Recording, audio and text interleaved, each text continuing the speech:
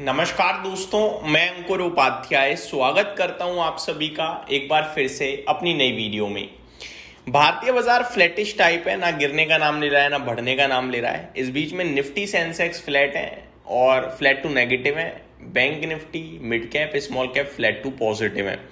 अभी तक अच्छा जो दिख रहा है वो है market breath. 1650 share 1650 share positive है, 1250 शेयर नेगेटिव ट्रेड कर रहे हैं इस समय। ये अभी तक अच्छा है।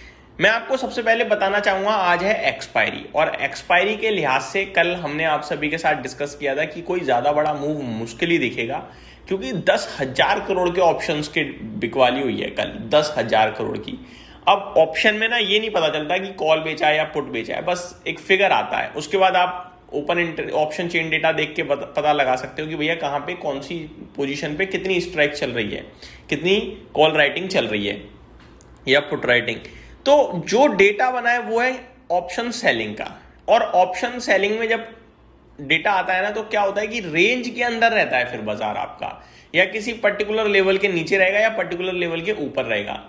कल जिस हिसाब से निफ्टी ने 24,000 के आसपास का और 24,260 यानी 300 तक का लेवल दिखाया, ये एक संकेत दे रहा है कि 24,300 ऊपर में और 24,100 नीचे में नहीं ब्रेक होगा। आज के लिए स्पेसिफिकली बताऊं तो आज का हाई भी एग्जैक्टली 24,262 का था, 262 का है, और कल का हाई जो है वो भी ऑलमोस्ट एग्जैक्टली 24,262 का ही था। कल का हाई था 24,229, माफ कीजिएगा, मैं एक सेकंड आपको बताना चाहूंगा। कल का हाई मैं आपको बताऊं तो कल था हाई 24,266 का और आज का हाई अभी तक 24,262 है, यानी एग्जैक्टली ऑलमोस्ट सेम पॉइंट्स का।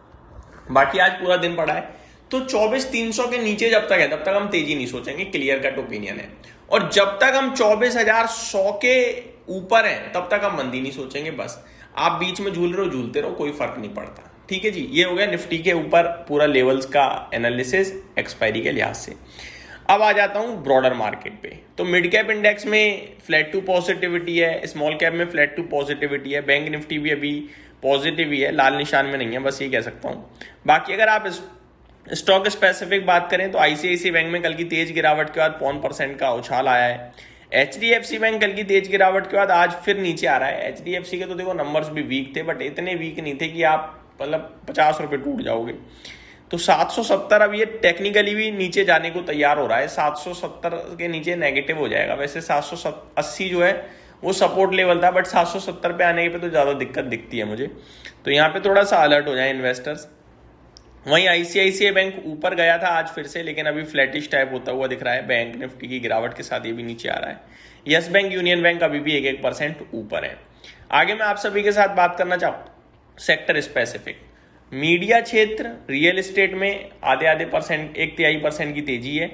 Energy metal flat to positive है। बाकी कोई इंडेक्स ऐसा नहीं है जो मतलब अच्छे खासे मूव दे रहा हो, सब फ्लैटिश टाइप है।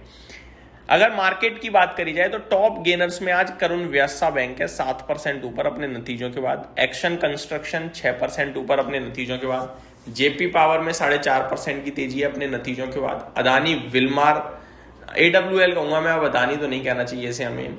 AWL एग्री बिजनेस की बात करी जाए तो 4.5% ऊपर है ये। UBL में भी 4% की तेजी है। गिरावट हो रही है ट्रांसफॉर्मर एंड रेक्टिफायर्स 0.5% नीचे अपने नतीजों के बाद, खराब नंबर्स थे। वन सोर्स सॉल्यूशन 3.25% नीचे है। गैलेंट स्पाइट में 0.3% की गिरावट है। डिक्सन में 0.3% की गिरावट है। एथर एनर्जीज भी 2.5% नीचे दिख रहा है आप सभी को।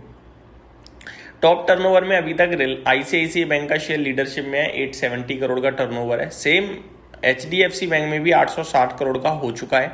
तो यहाँ पे आपको अच्छे खासे वॉल्यूम्स आते हुए दिख रहे हैं।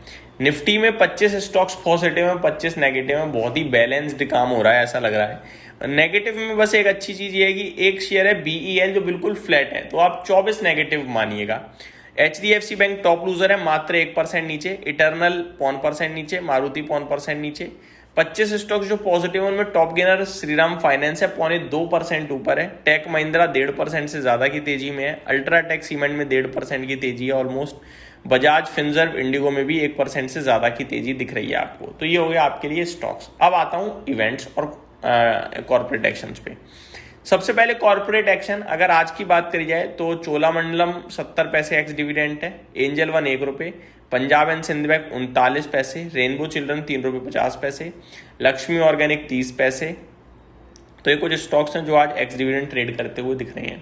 रिजल्ट कैलेंडर की बात करते हैं, Bajaj Auto, Adani Energy Solution, TVS Motors, Indian Hotels, JSW Infra, Adani Total Gas, MNM Financial Services, Anthem Biosciences, Bandhan Bank, Aditya AMC, CRISIL, TVS Holdings, Granules India, Hatsun Agro, Sagility, Gabriel India, Bharat Cooking Coal, Atlanta, Trident, Aavas Financiers, India Mart, Intermesh.